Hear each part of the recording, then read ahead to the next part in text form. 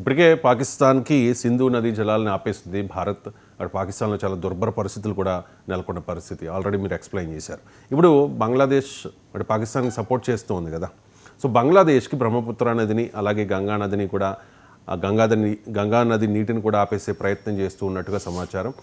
ఎందుకు గంగా నదిని ఆపాలని భారత్ అనుకుంటోంది? ఆపడం ఎలా అంటే ఏం చెప్తారు? పాకిస్తాన్ విషయం పక్కన పెడదాం. పక్కన బంగ్లాదేశ్, ఇప్పుడు ఇండియాకి తూర్పు వైపున బంగ్లాదేశ్ ఉంటుందండి. సుమారు 1,44,000 చదరపు కిలోమీటర్లు. ఈ బంగ్లాదేశ్ ఏం చేస్తుంది?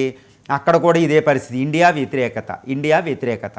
షేక్ హసీనా గవర్నమెంట్ని ఏదో విప్లవం తెచ్చినట్టు తెచ్చి పడగొట్టేశారు.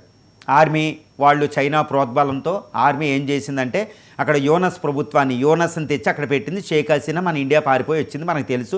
షేక్ హసీనా గారు ఇప్పుడు ఇండియాలో భారతదేశ సెక్యూరిటీలో ఉన్నారు, అక్కడ దళాలేమో ధర్మశాలలో ఉన్నట్టు. ఇది పరిస్థితి. ఇప్పుడు భారతదేశం ఆపరేషన్ సింధూర్ని బంగ్లాదేశ్ వైపు కూడా ప్రకటిస్తుంది. ఏ విధంగా? ఎందుకంటే బంగ్లాదేశ్ మరో పాకిస్తాన్గా మారిపోతుంది. బంగ్లాదేశ్ మరో చైనాకి, అమెరికాకో చైనా చేతిలో ఒక పావుగా మారిపోతుంది. ఈ బంగ్లాదేశ్ చాలా తీవ్రమైన ప్రమాదకరం, అటు పాకిస్తాన్ కంటే ప్రమాదం. ఏదో 1971లో ఇందిరాగాంధీ దయ వల్ల ఈ బంగ్లాదేశ్ని దూరం చేసేసాం. కానీ బంగ్లాదేశ్ కృతజ్ఞత వదిలేసి, కృతజ్ఞతా భావం లేకుండా ఇండియాకి శత్రువుగా మారిపోయింది. ఇప్పుడు శత్రువుగా మారిపోయిందని మాత్రం మనం ప్రకటించుకోవచ్చు. ఎందుకంటే యోనస్ తాత్కాలిక ప్రభుత్వం ఆయన చెప్పేస్తున్నాడు, చికెన్ నెక్క నాకు కావాలి, చైనా వెళ్ళి మరీ చెప్తున్నాడు. ఆయన నార్త్ ఈస్ట్ను ఒక దేశంగా ప్రకటించాడు చైనా వెళ్ళి. సో చికెన్ నెక్క మీ వీక్ పాయింట్, మీ కథ చెప్తానని మాట్లాడుతున్నాడు యోనస్. రెండవ ప్రపంచ యుద్ధం నాటి ఇల్లల్ మాటో అనే యుద్ధ క్షేత్రాన్ని ఆయన చైనాకి ఇస్తున్నాడు. చైనా ఆయుధాలు తెచ్చుకుంటున్నాడు, JF-17 అనే థండర్ ఫైటర్స్ తెచ్చుకుంటున్నాడు. అణు కర్మాగారాలని ఎక్కువ చేస్తున్నాడు. అంటే కొన్ని దశాబ్దాలలో అణుదేశమైనా ఆశ్చర్యం లేదు. అక్కడ తర్వాత చైనా పాకిస్తాన్తో ఒక కూటమి పెట్టుకుంటున్నాడు. సో ఇండియన్ ఓషన్లోకి తీసుకొస్తున్నాడు, తన చిట్టగాంగ్ పోటుని చైనాకి ఇస్తున్నాడు, రాడార్లు పెట్టిస్తున్నాడు. సో ఇండియా శత్రువే బంగ్లాదేశ్ అని చెప్పొచ్చు అనమాట ఈ విషయంలో. సో ఇప్పుడు బంగ్లాదేశ్ని ఎలా పనిపట్టాలి? అందుకే మోడీ ప్రభుత్వం చాలా హార్డ్ డిసిషన్ ఒకటి తీసుకుందండి. ఆ డిసిషన్ ఏంటంటే గంగా నదీ జలాల్ని బంగ్లాదేశ్కి ఆపేయడం. గంగా జలాల్ని బంగ్లాదేశ్కి ఆపేయడం. రెండోది బ్రహ్మపుత్ర నది వాటర్ వస్తూ ఉంటుందండి. ఇటు అరుణాచల్ ప్రదేశ్, అస్సాం, మేఘాలయ తర్వాత బంగ్లాదేశ్లోకి వెళ్తుంది. దాన్ని జమునా రివర్ అంటారు. ఈ జమునా రివర్ని బ్రహ్మపుత్ర రివర్ వాటర్ని కూడా బంగ్లాదేశ్కి ఆపేయడం. 1996లో భారత్ బంగ్లాల మధ్య ఒక ఒప్పందం కుదిరింది, దేవేగౌడ ప్రధానిగా ఉన్నప్పుడు. అదేంటి? ఇది గంగా నది జల ఒప్పందం అని. అది 1996 తర్వాత మళ్ళీ ఇప్పుడు ఎక్స్టెండ్ చేయాలి. కేవలం కొన్ని నెలల్లో ఎక్స్టెండ్ చేయాలి. కానీ భారతదేశం బంగ్లాదేశ్తో ఎటువంటి డిస్కషన్ చేయడం లేదు. ఆ ఒప్పందం ప్రకారం కొన్ని నెలల ముందే మళ్ళీ రివైజ్డ్ ఒప్పందం కుదరాలి. సో భారత్ బంగ్లాదేశ్ల మధ్య ఈ గంగా జల ఒప్పందం రద్దు అవ్వబోతుంది. దాంతో మనం ఫరక్కా బ్యారేజ్ నుంచి, వెస్ట్ బెంగాల్లో బంగ్లాదేశ్ బోర్డర్కి 18 కిలోమీటర్ల దూరంలో ఉన్న ఫరక్కా డ్యామ్ నుండి మనం గంగా జలాల వాటర్లను దానికి వదలం. దాన్ని ఏమంటారంటే హుగ్లీ భగీరథి రివర్ సిస్టమ్ అంటారు. ఇది బంగ్లాదేశ్లో పద్మా నది అంటారన్నమాట. ఇది చాలా పెద్ద ప్రధానమైన నీటి వనరు బంగ్లాదేశ్కి. బంగ్లాదేశ్ సుమారు 18 కోట్ల పాపులేషన్ ఉంటే మొత్తం వ్యవసాయ రంగం మీద ఆధారపడి ఉంటారు 50% వరకు. సో బంగ్లాదేశ్కి మనం గంగా నది జలాలు ఇవ్వడం లేదు. ఆ జలాలను మనం ఇటు అస్సాం నుంచి, బీహార్ నుంచి, ఇటు వెస్ట్ బెంగాల్ నుంచి, ఒడిశా వరకు మనం వాడుకుంటాం. సో మనకు అవసరం పెరిగింది. సో దానివల్ల బంగ్లాదేశ్కి ఇప్పుడు పాకిస్తాన్కి సింధు జలాలను ఒప్పందం రద్దు చేసి సింధు జలాలను ఆపితే అక్కడ పాకిస్తాన్ డెజర్ట్ ఎలా రావబోతుందో ఇటు బంగ్లాదేశ్ కూడా సేమ్ మనం చేయబోతున్నాం. దీంతోపాటు అటు బ్రహ్మపుత్ర రివర్ నుంచి వచ్చే వాటర్ కూడా అక్కడ అస్సాంలో ఇప్పుడు అరుణాచల్ ప్రదేశ్లో ఒక డ్యామ్ కట్టి, సిల్గురి ఆ పైనే ఒక డ్యామ్ కట్టి అరుణాచల్ ప్రదేశ్లో దాన్ని అక్కడ ఆనకట్లో నిల్వ చేయబోతున్నాం. సో బంగ్లాదేశ్కి ఫ్రీగా జమునా వాటర్ అంటే బ్రహ్మపుత్ర వాటర్ వెళ్ళదు. సో అటు ఇటు ఆపేయడం వల్ల ఇటు బంగ్లాదేశ్ భయంకరంగా పరిస్థితి తయారవబోతుంది. ఇది బంగ్లాదేశ్కి మనం ఇచ్చే శిక్ష. ఎందుకు శిక్ష ఇవ్వాలి బంగ్లాదేశ్ కంటే? పాకిస్తాన్లోకి టెర్రరిస్ట్ అటాక్ చేయడంలే, కానీ బంగ్లాదేశ్ మరో పాకిస్తాన్గా మారుతుంది. సో అందువల్ల ఏంటంటే మనం దాన్ని ముందే నివారించాలి, మిటిగేట్ చేయాలి. తర్వాత వచ్చిన తర్వాత చేతులు కాలేక ఆకుపట్టుకోవడం కాదు. ఇప్పుడు పాకిస్తాన్ లాగా ముందే నివారించాలని మోడీ గవర్నమెంట్ చాలా డిసైసివ్గా నిర్ణయం చేసుకుని దాన్ని ఆపేయడం జరుగుతుంది. అదే మెయిన్ చూసుకోవాలి. దీనికి ప్రత్యేకించి Ajit Doval national security advisor నేతృత్వంలో ఒక సీక్రెట్ మిషన్ తయారవుతుంది. ఒక ప్రీఎంప్టివ్ అటాక్ కూడా అయ్యే అవకాశాలు కూడా ఇక్కడ ఉన్నాయని మనం చెప్పవచ్చు. ఎంజీరావు గారు, బ్రహ్మపుత్ర నీటిని ఆపడం, గంగా నది నీటిని ఆపడం అంటే అండ్ వాణిజ్యాన్ని కూడా ఆపడం అంటే ఒక రకంగా యుద్ధానికి దిగినట్టే, పరోక్ష యుద్ధం. మరి ప్రత్యక్షంగా యుద్ధానికి దిగాల్సిన అవసరం ఉంటుందా భారత్కి అంటే ఏం చెప్తారు? అసలు ఆ అవసరం ఏమొచ్చింది? ఇప్పుడు బంగ్లాదేశ్ ఏంటంటే ఇప్పుడు రిపోర్ట్ల ప్రకారం మనం చూస్తే బంగ్లాదేశ్ చైనా నుంచి JF-10 JF-17 అని ఒక 10 to 40 ఫైటర్స్ని తెచ్చుకుంటుంది. దానికి అంత అవసరం ఏంటి? ఎందుకంటే బంగ్లాదేశ్ చుట్టూరు బంగ్లాదేశ్ మొత్తం బార్డర్ అంతా ఇండియాతోనే ఉంది. ఏదో మైన్మార్తో కొంచెం తప్పితే ల్యాండ్ బార్డర్ తప్పితే మొత్తం అంతా బౌండరీ ఏంటంటే 4100 కిలోమీటర్ల ల్యాండ్ బౌండరీ ఉంది. అది కూడా బ్రహ్మపుత్ర గంగా నది ప్లెయిన్స్లో ఉంటుంది. అక్కడ ప్రజలను ఏళ్ళని విలేజ్లు డివైడ్ చేయలేం. అసలు ఈ గ్రామం ఇది బంగ్లాదేశీ గ్రామం అని ఇండియా చెప్పలేం. 4000 కిలోమీటర్ల బౌండరీ భారతదేశం అది వెస్ట్ బెంగాల్ నుంచి సిక్కిం, తర్వాత చూస్తే పైన అస్సాం, త్రిపుర, మిజోరాం ఈ స్టేట్స్తో కలిసి ఉంటుందండి. 5 రాష్ట్రాలతో అది బౌండరీ పంచుకుంటుంది. ఇప్పుడు చైనా నుంచి ఆయుధాలు తెచ్చుకుంటుంది, చైనా నుంచి సబ్మెరైన్ తెచ్చుకోబోతుంది, చైనా నుంచి అణు రియాక్టర్లు నిర్మించబోతుంది. దానికి అంత అవసరం ఏంటి? ఇటు పాకిస్తాన్తో మిలిటరీ ఎక్సైజ్ చేసింది, చైనా పాకిస్తాన్తో కలిసి అది ఒక కూటమిగా పెట్టబోతుంది. సో దీనికి ఎంత అవసరం ఏంటి? నేవల్ పోర్టులను చైనా నుంచి తెచ్చుకుంటుంది. అంటే ఏంటి? రేపు పాకిస్తాన్ మన మీద దాడి చేసి భారత పాకిస్తాన్ మీద యుద్ధం జరిగేటప్పుడు ఇది ఇటువైపు యుద్ధానికి వస్తుంది అనమాట, తెగబడద్ది. సో ఉత్తప్పుడు రాదు అది. అటు చైనాతో ఇండియాతో ఏదైనా యుద్ధం జరిగితే ఇటు ఎదురెచ్చిపోతుంది. సో వాళ్ళకి చైనా పాకిస్తాన్ ఆయుధాలకి టెస్టింగ్ చేసుకోవడానికి, మరో పాకిస్తాన్ చేయడానికి, ఇండియన్ ఆర్మీ డైవర్ట్ చేయడానికి బంగ్లాదేశ్ ఉపయోగించిపోతున్నారు. అంటే ఏంటి? ఏదో బంగ్లాదేశ్తో యుద్ధం అనేది ఇండివిజువల్గా మనకు రాదు, కానీ మనం ఒకవేళ భారత్ పాకిస్తాన్తో కానీ భారత్ చైనాతో కానీ లేదా వారి రెండింటితో యుద్ధం చేసేటప్పుడు ఇది మనల్ని చాలా ఇబ్బంది పెడుతుంది. అందుకే ఏం చేయాలంటే శిక్షించి వీలైనంత వరకు వాణిజ్య యుద్ధం ద్వారా, అదేవిధంగా ఈ నీళ్ళు ఆపడం ద్వారా శిక్షించవచ్చు. కానీ బంగ్లాదేశ్ లొంగకపోతే అటు పాకిస్తాన్ చైనా యుద్ధాలు వచ్చినప్పుడు ఇది రెచ్చిపోకుండా ముందే మనం దాన్ని పేచమనచాలన్నమాట. అందుకే భారతదేశం ఏం చేస్తుంది? చాలా ఎక్సైజులు చేస్తుంది, ఆర్మీని మోహరించింది, తర్వాత ఇండో టిబెటన్ బొటాలియన్ ఫోర్సెస్ని ఐబీ తర్వాత ఆర్మీని మోహరించి వాళ్ళకి శిక్షించే ఏర్పాటు కూడా చేయాలి. అవసరమైతే ప్రీఎంప్టివ్ అటాక్ చేయాలి. బంగ్లాదేశ్కి తీవ్రమైన వార్నింగ్ ఇవ్వాలి.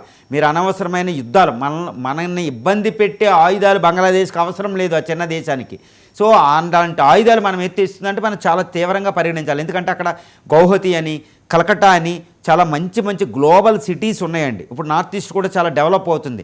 బంగ్లాదేశ్ చుట్టూ ఇష్టం వచ్చినట్టు చేయడానికి లేదు. ఇండియన్ ఓషన్లో అది మన భద్రతకు ముప్పు కలిగిస్తుంది. అందువల్ల ఇటు చైనా నుంచి కానీ, ఇటు చైనాని తెచ్చి కానీ, ఇటు అమెరికాని తెచ్చి కానీ అక్కడ మన భద్రతకి లోపం కలిగిస్తుంది. సో అందువల్ల మనం ఏం చేయాలి? అవసరమైతే బంగ్లాదేశ్ ఎక్కువ ఆయుధాలు తెచ్చుకుంటే దాన్ని పేచమణిచేలాగా మనం ఏర్పాటు చేయాలి. ప్రీఎంప్టివ్ చేయవలసిందే, వేరే దిక్కులేదు. సో వాణిజ్య యుద్ధానికి, గంగా జలాలు ఆపేయడానికి అది ప్రతిస్పందించలేదనుకోండి, ఇంకా ఎక్కువగా చైనా మీద ఎక్కువ చేస్తుందని చైనాని తెచ్చి మనం ప్రీఎంప్టివ్ అటాక్ చేయవలసిందే. ఎందుకంటే దక్షిణాసియాలో ఇక్కడ నుంచి చాలా చిన్న దేశాలు, ఏదో మాల్దీవులు చిన్న దేశం, బంగ్లాదేశ్ అనే చిన్న దేశాలు ప్రపంచంలో వేరే దేశాలను తెచ్చి ఇండియాని ఇబ్బంది పెట్టే పరిస్థితి రాకూడదు. ఎందుకంటే ఇండియా సూపర్ పవర్ అవబోతుంది. తన యొక్క మొత్తం ఇంట్రెస్ట్లో చిన్న దేశాన్ని మన విలువలను వాళ్ళు బలహీనతగా తీసుకుంటున్నారు. సో ప్రస్తుత సెక్యూరిటీ ఏంటంటే యుద్ధం వచ్చేదాకా ఆగకూడదు, యుద్ధం వచ్చే అవకాశాన్ని కూడా మనం ఆపాలి ప్రీఎంప్టివ్ అనేది. లేకపోతే మనం చాలా ఇబ్బంది పడుతున్నాం. ఇప్పుడు పాకిస్తాన్తో ఇబ్బంది పడుతున్నాం, బంగ్లాదేశ్తో ఇంకా ఇబ్బంది ఎక్కడ పడుతున్నాం. మాల్దీవుల కోసం డైరెక్ట్గా ఇండియన్ ప్రైమ్ మినిస్టర్ లక్షద్వీప్ వెళ్ళి మాల్దీవుని బెదిరించవలసిన పరిస్థితి వచ్చింది. శ్రీలంక యుద్ధ నౌకలు తెచ్చింది. అంటే దక్షిణాసియాలో భారతదేశం సెక్యూరిటీ అనేది ప్రమాదంలో పడేలాగా చిన్న దేశాలు వ్యవహరిస్తున్నాయి. కాబట్టి బంగ్లాదేశ్ మీద మనం ప్రీఎంప్టివ్ అటాక్ చేస్తే అది దేశ భద్రతకు అది అవసరమే, దేశ సమగ్రతకు అది అవసరం. అంతర్జాతీయ చట్టాలకు అనుకూలంగా దాని మీద అటాక్ తీసుకుంటే మిగిలిన చిన్న దేశాలు కూడా చాలా జాగ్రత్తగా ఉంటాయి, అటు పాకిస్తాన్ కూడా జాగ్రత్తగా ఉంటుంది. లేకపోతే మనం బంగ్లాదేశ్ ఇప్పుడు పాకిస్తాన్ చైనాతో కలిసి మనకి తీవ్రమైన ప్రమాదాన్ని తెచ్చే అవకాశాలు మనకు పుష్కలంగా ఉన్నాయి. ఎంజీరావు గారు, ప్రస్తుతం బంగ్లాదేశ్లో ఉన్నది పాకిస్తాన్ అనుకూల ప్రభుత్వం. అక్కడ విధానాలన్నీ కూడా పాకిస్తాన్కి అనుకూలంగా, భారత్కు వ్యతిరేకంగా ఉంటాయి. కాబట్టి బంగ్లాదేశ్ మరో పాకిస్తాన్ కాకుండా ఉండాలంటే అక్కడ భారత అనుకూల షేక్ హసీనా ప్రభుత్వం రావాలి. అదేనా భారత్ టార్గెట్? యూనస్ స్థానంలో హసీనా. ఎస్ అండి. ఇప్పుడు బంగ్లాదేశ్లో చూస్తే షేక్ హసీనా గవర్నమెంట్ని వాళ్ళు చాలా కుట్రపూరితంగా ప్రజల్ని, స్టూడెంట్లు రెచ్చగొట్టి, యాంటీ ఇండియా సెంటిమెంట్ రెచ్చగొట్టి ఎలక్టెడ్ షేక్ హసీనా అంటే భారత్కు అనుకూలమైన ప్రభుత్వం షేక్ హసీనా గవర్నమెంట్ వాళ్ళు పడగొట్టేశారు. షేక్ హసీనా ఏదో అదృష్టవశాత్తు మన భారతదేశం తీసుకొచ్చి ప్రాణాన్ని రక్షించి ఢిల్లీలో పెట్టాం. ఇప్పుడు దాని తర్వాత తాత్కాలిక ప్రభుత్వాన్ని యూనస్ గవర్నమెంట్ ఈ డిసెంబర్ లోపు ఎలక్షన్ పెట్టాలి. కానీ అది ఎలక్షన్ పెట్టడంలా ఇంకో 6 నెలలు పొడిగించింది. ఈయనకి పవర్స్ లేకపోయినా ఈయన పవర్లోకి వచ్చినప్పటి నుండి ఆయన చేసిన పని ఏంటంటే యాంటీ ఇండియా సెంటిమెంట్ రెచ్చగొట్టడమే. కాబట్టి భారతదేశం టార్గెట్ ఏంటి? బంగ్లాదేశ్ని జయించక్కర్లేదు. బంగ్లాదేశ్లో భారత్ అనుకూల గవర్నమెంట్ని, అంటే షేక్ హసీనా గవర్నమెంట్ని, షేక్ హసీనా అవామీ లీగ్ ప్రభుత్వాన్ని తేవాలి. కానీ ఇక్కడ పరిస్థితి ఏమైంది? యూనస్ ఏం చేశాడు? మహమ్మద్ యూనస్ ఏం చేస్తున్నాడు అంటే అక్కడ అవామీ లీగ్ పార్టీని బ్యాన్ చేశాడు. ఇంకా వచ్చే ఎలక్షన్లో, వచ్చే జూన్లో పెట్టబోయే ఎలక్షన్లో అవామీ లీగ్ షేక్ హసీనా పార్టిసిపేట్ చేసే అవకాశం లేదు. ప్రస్తుతం బ్యాన్ చేశాడు. ఇది ఇండిపెండెన్స్ తెచ్చిన పార్టీనే బ్యాన్ చేసేశారు. చూడండి, భారతదేశంలో ఇప్పుడు కాంగ్రెస్ లాంటి పార్టీని బీజేపీ బ్యాన్ చేయగలిగిద్దా? లేకపోతే కాంగ్రెస్ ఉన్నప్పుడు బీజేపీని బ్యాన్ చేస్తే ఎలా ఉంటుంది? ప్రజాస్వామ్యం ఉండదు. కానీ బంగ్లాదేశ్లో స్వతంత్రం తెచ్చిన ముజిబుర్ రెహమాన్ ఆయన కూతురు ఇప్పుడు షేక్ హసీనా యొక్క అవామీ లీగ్ పార్టీని బ్యాన్ చేశారు. సో భారత్ అనుకూల ప్రభుత్వం అక్కడ వచ్చే అవకాశం లేదు. అదేవిధంగా ఇండియాకి ఎగ్నెస్ట్గా ఉండే పార్టీ జేఈఎల్ అని ఉంటుంది. ఓకే, జైషీ అవామీ లీగ్ అని ఒక పార్టీ ఉంటుందండి. ఆ పార్టీ బ్యాన్ ఉన్నదాన్ని పునరుద్ధరించారు. ఇప్పుడు ఆ పార్టీ ఎలక్షన్లో పాల్గొంటుంది.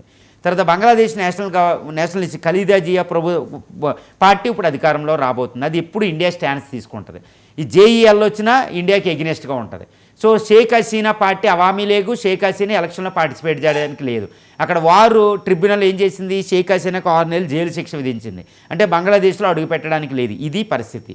అంటే వచ్చే ఎలక్షన్ జరిగినా వచ్చే ప్రభుత్వం భారత వ్యతిరేక ప్రభుత్వం రాబోతుంది వచ్చే 5 సంవత్సరాల పాటు. ఇది భారతదేశానికి చాలా తీవ్రమైన ప్రాథమిక హెచ్చరిక. అంటే యూనస్ దిగిపోయినా వచ్చే ప్రభుత్వం మాత్రం ఇండియా ఎగ్నిస్ట్ ప్రభుత్వం రాబోతుంది. ఇప్పుడు భారతదేశం ఏం చేయాలి?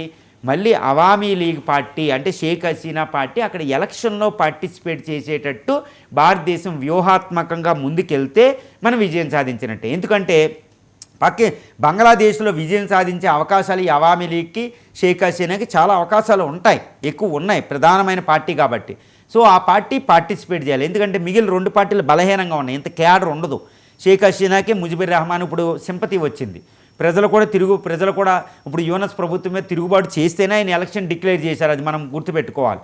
సో కొత్త పార్టీలు వచ్చిన ఈ పార్టీకి అవకాశం. అంటే భారత అనుకూలమైన ప్రభుత్వం, భారత అనుకూలమైన గవర్నమెంటు, భారత అనుకూలమైన పార్టీ, ముఖ్యంగా షేక్ హసీనా పార్టీ అక్కడ ఎలక్షన్లో పార్టిసిపేట్ చేసే విధంగా భారతదేశం ఈ యూనస్ ప్రభుత్వం మీద ప్రెజర్ తీసుకురావాలి. దీనికి అనుకూలంగానే ట్రంప్ కూడా భారతదేశానికి సపోర్ట్ చేస్తున్నాడు. ట్రంప్ని వైట్ హౌస్లో మోడీ కలిసినప్పుడు మోడీకి అక్కడ ప్రత్యక్షంగా విలేకరుల ముందు చెప్పేశారు బంగ్లాదేశ్ విషయాన్ని మోడీ చూసుకుంటారు అని. ఇప్పుడు బంగ్లాదేశ్లో చైనా టెస్ట్ వేస్తుంది, అది అమెరికాకి ముఖ్యం కాదు. అందుకే ట్రంప్ రీసెంట్గా విధించిన ఆంక్షల్లో 30% ఆంక్షలు బంగ్లా ప్రభుత్వం మీద, ఎవరి మీద? యూనస్ ప్రభుత్వం మీద విధించారు. అంటే ఆంక్షలు విధించారు అంటే ట్రేడ్ టారిఫ్స్ వేశారు అంటే బంగ్లాదేశ్లో ప్రస్తుత ప్రభుత్వం ట్రంప్కి ఇష్టం లేదు, అమెరికాకి ఇష్టం లేదు. ఎందుకంటే చైనా కొమ్ముగా వస్తుంది కాబట్టి షేక్ హసీనాని పార్టీ రావడానికి, షేక్ హసీనా పార్టీ మీద బ్యాన్ తొలగించి షేక్ హసీనా పార్టీ అక్కడ అవామీ లీగ్ పార్టీ అక్కడ పార్టిసిపేట్ చేసి ఆ పార్టీ ప్రభుత్వంలోకి వస్తే, అధికారంలోకి వస్తే భారత్ అనుకూలంగా, అమెరికా అనుకూలంగా ఉంటుంది. ఇది అమెరికా ఇండియాలో కూడా కోఆపరేట్ చేసుకుంటున్నాయి అనేది ఇక్కడ మనకు సుస్పష్టంగా మనకు తెలుస్తుంది. అప్పుడే భారతదేశం పాకిస్తాన్ బంగ్లాదేశ్ పేషమనిసి తద్వారా చైనా పాకిస్తాన్లో కూడా మనం అనసగలిగి భారతదేశ సెక్యూరిటీని ఆ ప్రాంతంలో చూసుకోగలుగుతాం.